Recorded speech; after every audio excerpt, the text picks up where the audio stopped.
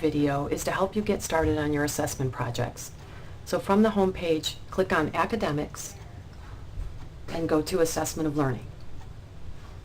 This is where you can find out information about the assessment process at PVCC, but for our purposes, I just want to focus on course assessment and general education assessment.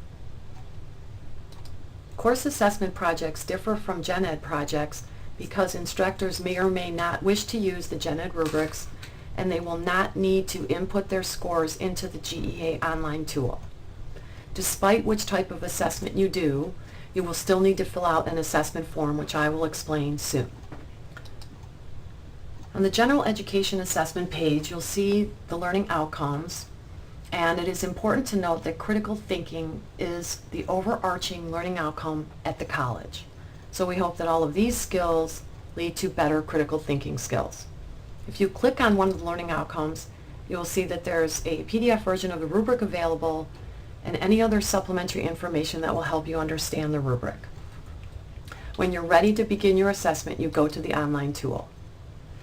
Here is where you log in using your MEID and password. After you log in, you will see a list of your classes for the current term. So before you need to worry about working with your classes, you first want to go into Forms, click Assessments, New Form, and fill out Part 1 within the first month of the semester. Part 1 is where you identify your assessment and when you plan to administer it.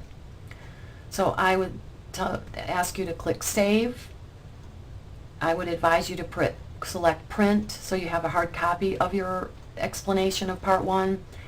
And then once you've done that, you will move on to Part 2 after you administer your assessment. These forms are stored under the Results tab in the Assessment Reports database.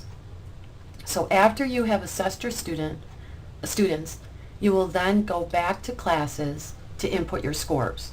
So I'll just use my learning community as an example. Should you choose not to assess a class, you would click Change Status and it defaults to Do Not Assess.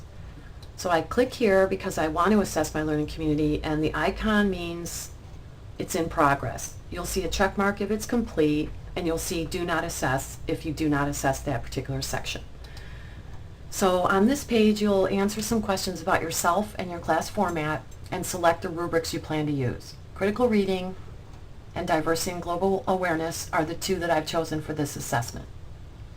I then select the specific dimensions I want to use for my project, and I'm using all from the reading rubric and one from the global awareness diversity rubric.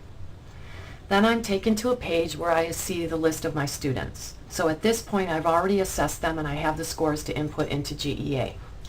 This column indicates how many general education courses they've already taken at the college. So once I'm ready, I will click on a student name. If I choose for some reason not to assess a student, I select this. So I will select this student and the first rubric and then input my scores.